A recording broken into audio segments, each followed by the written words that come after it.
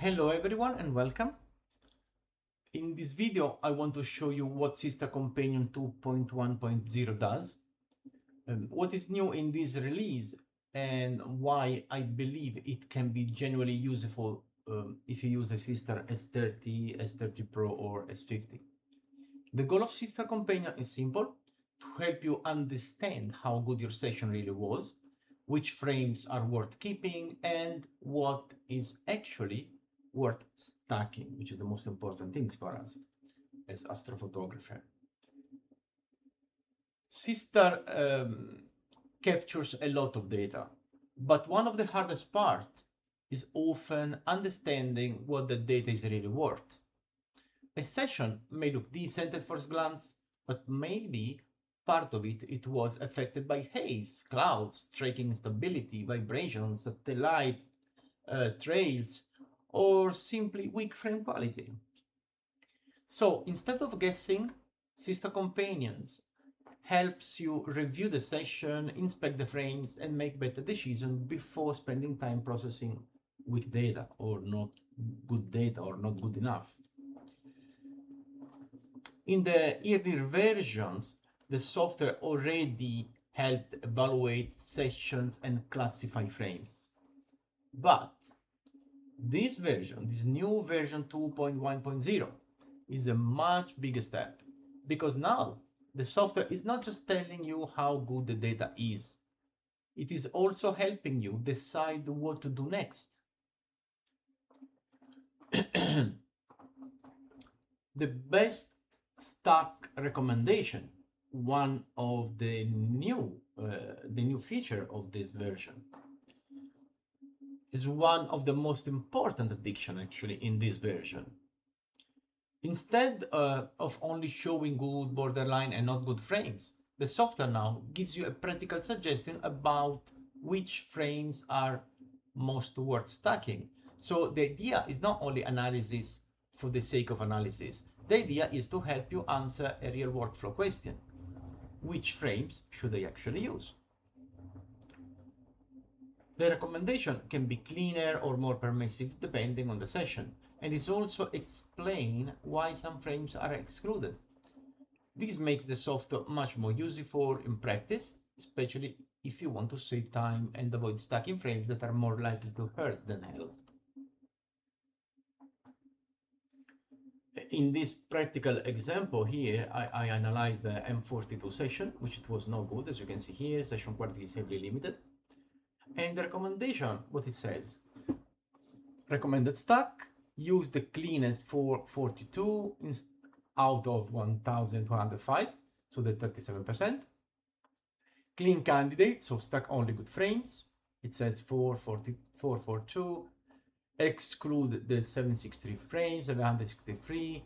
Classify this bad or harder borderline. Main exclusion, give you even the reasons why. So satellite frames, background gradient, and clouds haze. The second major addition in this version is the session timeline. This view shows how frame quality change across the session. So let me show you, it's down here. There is this new tab, which is session timeline. So you just go here. So you have how quality changed during the session. The larger issue cluster was satellite trail, once again, from and to the time, basically. And you can see the timeline here from the beginning of the session till the end. And also down here, you have, let's say, a summary of the time and the problems occurred.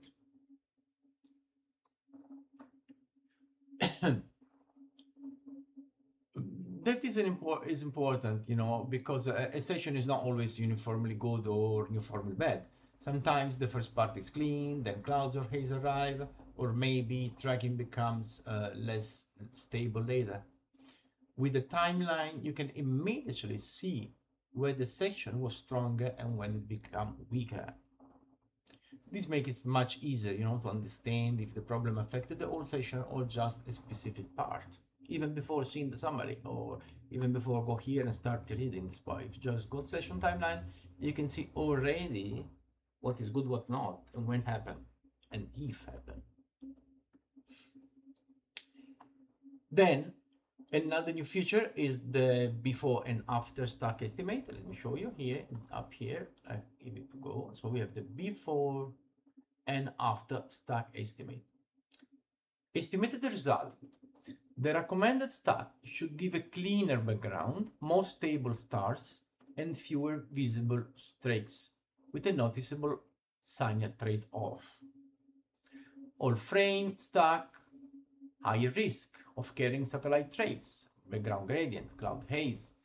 Recommended stack should favor a cleaner background, more stable star, etc. as I said already. Expect a noticeable signal trade-off. The cleaner stack should reduce artifacts, but total signal will drop more visibly. This looks more like a salvage candidate than a clean master stack. So be conservative when choosing the final frame set.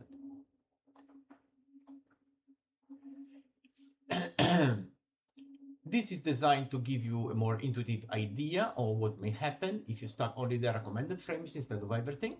It helps communicate the likely trade-off between signal and cleanliness.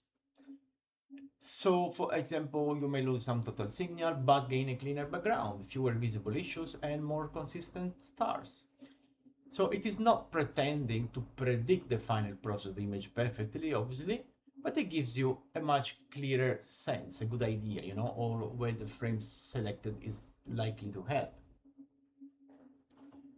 Then we have the imaging coach.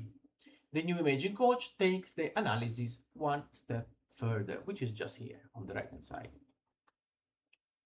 Instead of stopping at the verdict, it translates detected issues into practical suggestions. So, if the session suffers from tracking issue, vibration, clouds, haze, weak integration, etc., the software gives you more direct guidance about what may have limited the result. This is especially useful if you want something more helpful than just a score. You know, the score we have up here, score 80 out of 100, just to give you an example. The goal is to connect the analysis to practical decision and better future session. So imaging coach. Let's say imaging coach, the main limiter in this session was satellite trails. Once again, recommended usable set, you know how many already. You already have enough raw time. The bigger win now is cleaner frame selection, not simply adding more frames. Target altitude was only moderate. If possible, start later or keep imaging longer so more frames are captured higher in the sky. Clouds, haze were significant. Keep only the cleaner time blocks. More time helps only if transparency improves. Vibration were detected.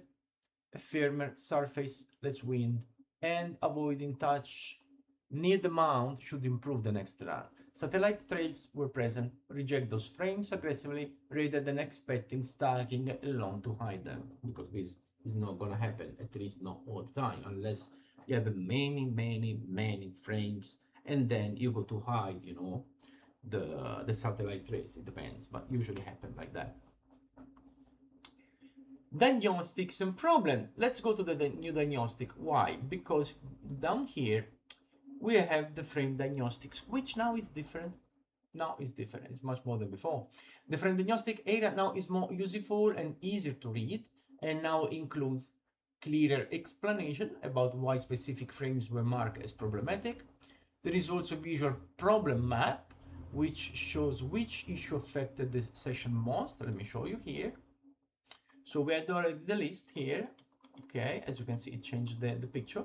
We have the preview of the follow, okay, whatever it is, with the description of the issues, the problem here and down here as well.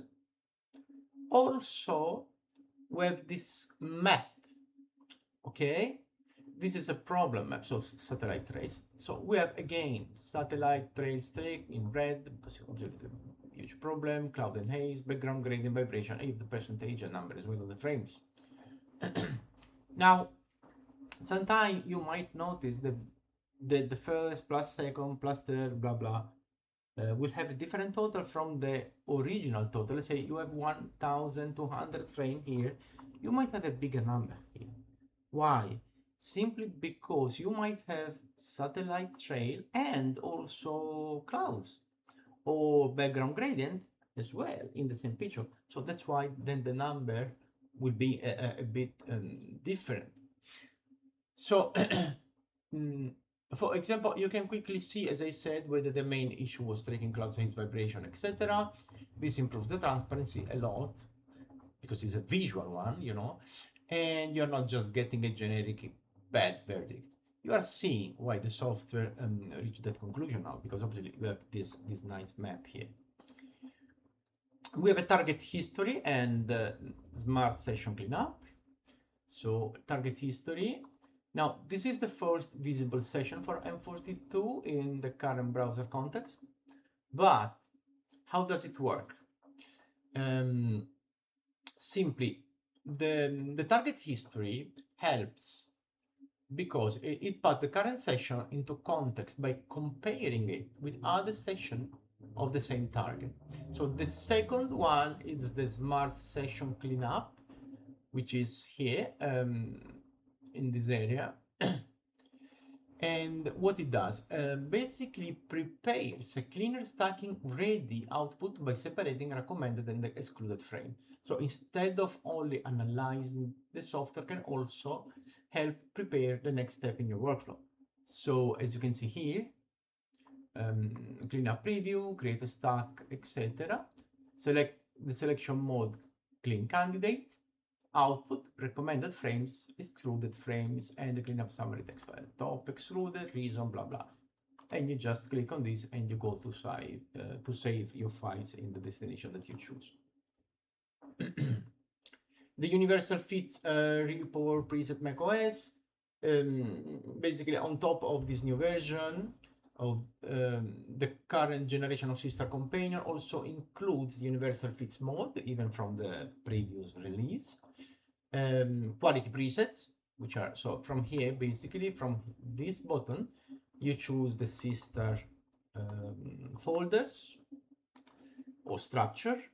This one, the universal fits no, which means you can load files which are not from a Seestar, fits files, which obviously they need to be valid fits file, but not necessarily from Seestar.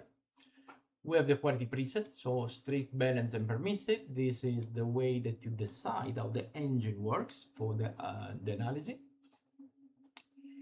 And well, so now the software is much more flexible than the early releases, both in terms of analysis and day-to-day usability. So in short, Seestar 2.1.0 is about moving from simple session evaluation to better workflow decision.